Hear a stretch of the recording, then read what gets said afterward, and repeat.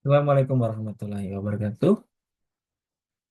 Selamat pagi atau selamat siang semuanya. Pada pertemuan kali ini kita akan membahas mengenai kerangka dasar ruang lingkup, karakteristik, ciri-ciri, model evaluasi pembelajaran. Baik, kita mulai saja. Apa saja yang dibahas dalam topik ini?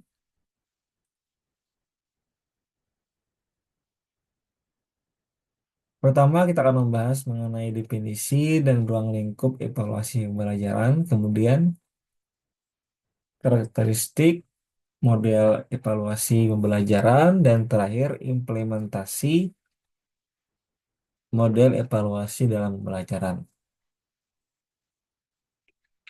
Kita mulai dari yang pertama, untuk lebih menguasai mata kuliah evaluasi pembelajaran,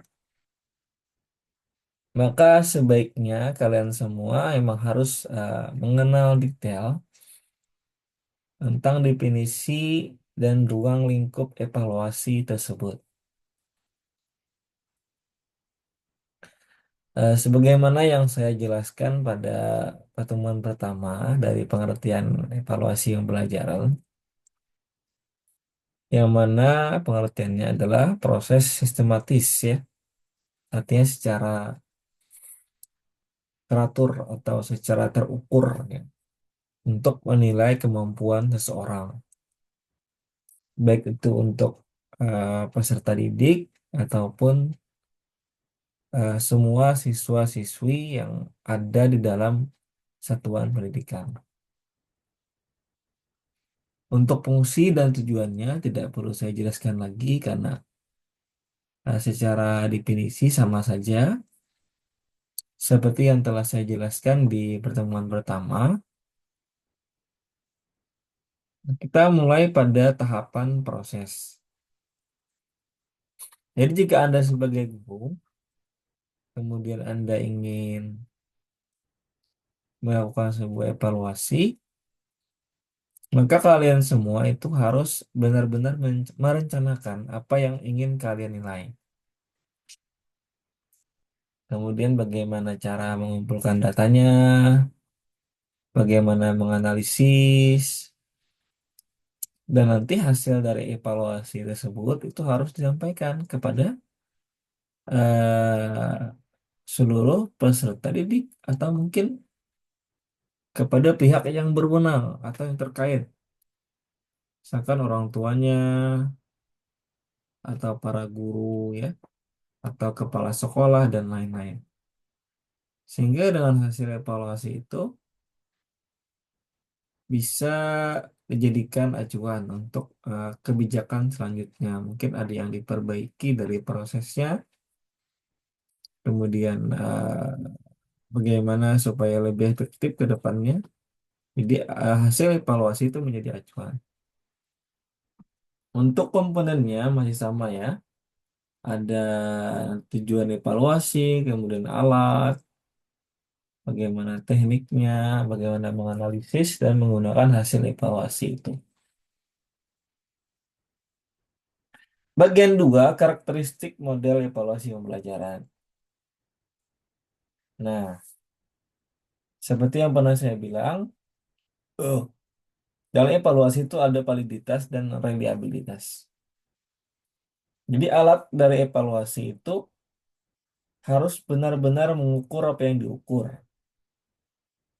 Tidak boleh alat evaluasi tidak sesuai dengan apa yang ingin dicari. Misalkan ingin mengetahui kemampuan orang berbicara, maka kita harus memiliki alat evaluasi yang benar-benar mengukur kemampuan berbicara seseorang atau mungkin speaking ability dari cara penyampaian, kosakata yang digunakan, kemudian apa namanya mudah dipahami, disertai teori-teori ilmiah, penggunaan retorika yang dipakai. Jadi secara keseluruhan dan mungkin Jenis tes yang bisa dipakai itu misalkan interview test misalkan atau public speaking test atau speech test, tes berpidato. Tidak bisa kita mengukur kemampuan berbicara dengan cara menjawab soal, tidak bisa. Jadi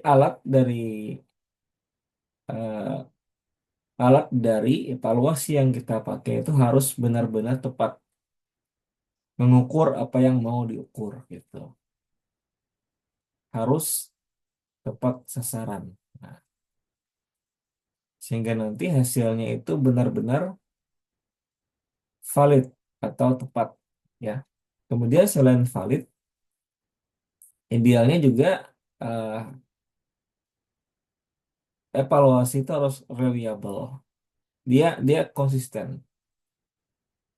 Artinya evaluasi kali ini dipakai nanti jika ada evaluasi lagi untuk mungkin subjek yang berbeda, alat itu juga bisa dipakai. Tidak hanya untuk orang ini, tapi orang lain juga. Dan hasilnya harusnya tidak jauh beda, gitu ya, konsisten. Sehingga nanti alat evaluasi yang dipakai itu bisa dipakai tidak hanya pada momen ini, mungkin tahun depan atau mungkin tahun berikutnya, sehingga dia bisa dikatakan alat evaluasi yang memiliki reliabilitas yang baik. Nah, seperti itu. Nah, ini sudah juga dijelaskan ya pada pertemuan pertama, kedua, ketiga. Ada model evaluasi formatif, gitu ya. Ada sumatif, ada diagnostik. Tidak perlu saya bacakan secara detail. Yang saya jelaskan saja. Kalau formatif itu ada umpan baliknya ya, memberikan umpan balik, gitu kan. Sehingga dari feedback itu bisa dipakai untuk perbaikan pengajaran. Kemudian ada sumatif ya. Jadi setelah adanya proses pembelajaran, maka di akhir itu biasanya ada penilaian akhir untuk mengetahui capaian. Dan untuk diagnostik itu hanya untuk mengidentifikasi apa saja kelebihan, kekurangan gitu ya. Sehingga nanti guru bisa merancang strategi pembelajaran untuk kebutuhan per individu. Nah, bagaimana implementasi model evaluasi dalam pembelajaran?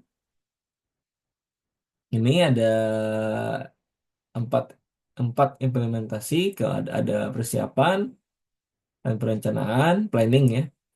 Kemudian ada pelaksanaan evaluasi, kemudian ada analisisnya, dan terakhir tindak lanjut. Dari hasil evaluasi itu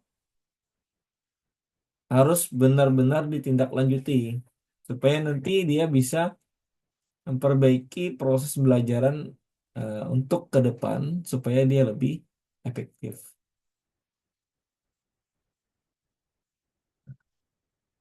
Ini ada studi kasus sekolah ya. Kan biasanya dalam sekolah itu ada evaluasi yang mengukur kemajuan akademik siswa kan. Anggaplah mata pelajaran matematika atau mungkin bahasa Inggris ya. Em, Model evaluasi yang dipakai itu harus benar-benar bisa mengukur kemajuan akademik dari pencapaian siswa sesuai dengan mata pelajaran yang mereka ambil. Nah, kalau di contoh lain di perguruan tinggi, studi kasusnya itu tidak hanya akademik, ada nanti penelitiannya juga kayak kinerja akademik dengan kegiatan eskulnya, sehingga kegiatan apa namanya memastikan kualitas pendidikan secara holistik atau secara keseluruhan. Karena yang namanya perguruan tinggi itu harus beda dong dengan sekolah. Kalau sama ya bukan kuliah namanya ya. Oke.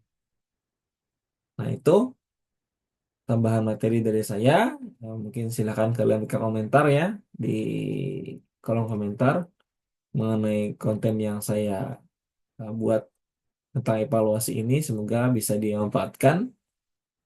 Jangan lupa tetap semangat untuk belajar, meningkatkan diri agar siap bersaing di era globalisasi. Assalamualaikum warahmatullahi wabarakatuh.